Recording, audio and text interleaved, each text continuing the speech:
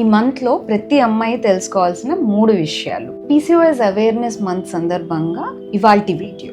PCOS అంటే ఏంటి, ఇది ఎందుకు వస్తుంది, అసలు దీని గురించి అవేర్నెస్ అవసరమా? మనందరికీ తెలుసు, ఇది అమ్మాయిల్లో చిన్న ఏజ్ నుండి మిడిల్ ఏజ్, లేట్ ఏజ్ వరకు అందరిలో ఎక్కువగా కనిపించే ఒక మోస్ట్ కామన్ హార్మోనల్ సమస్య. అంతేకాదండి, హార్మోన్సే కాకుండా PCO అనేది జెనెటిక్ ఎఫెక్ట్స్ వల్ల లేదా ఎపిజెనెటిక్ ఎఫెక్ట్స్ వల్ల కూడా వస్తుంది. ఉదాహరణకి మనం ఉదయం లేచినప్పటి నుండి పరిగెడుతూనే ఉంటాం. స్ట్రెస్, నిద్ర లేకపోవడం, సరిగా టైంకి తినకపోవడం, జంక్ ఫుడ్, ఒబెసిటీ, ఇలాంటి లైఫ్ స్టైల్ ప్రాబ్లమ్స్ వల్ల కూడా PCOD వస్తుంది. అలాగే ఎపిజెనెటిక్ అంటే, ఫర్ ఎగ్జాంపుల్, ఇప్పుడు మనం మదర్ కడుపులో ఉన్నప్పుడు ఆ బేబీ మదర్ ఎలాంటి చేంజెస్ కి అయితే అండర్గో అవుతారు, ఎలాంటి స్ట్రెస్ కి అండర్గో అవుతుంది, ఎలాంటి చేంజెస్ ఆమె మీద మన ఎన్విరాన్మెంటల్ స్ట్రెస్ అవ్వచ్చు, ఇతర స్ట్రెస్ అవ్వచ్చు, ఇవన్నీ ఉంటాయి. అవన్నీ నెక్స్ట్ జనరేషన్ లో ఉన్న బేబీకి కూడా పాస్ ఆన్ అవ్వచ్చు. PCOD అలా కూడా ఇన్హెరిట్ అయ్యే అవకాశాలు ఉంటాయి, other than passing on from the parents. అంటే జెనెటిక్ గా కూడా ఇన్హెరిట్ అవ్వచ్చు. ఇన్ని రీజన్స్ ఉన్నాయండి PCOS రావడానికి. సో దీని గురించి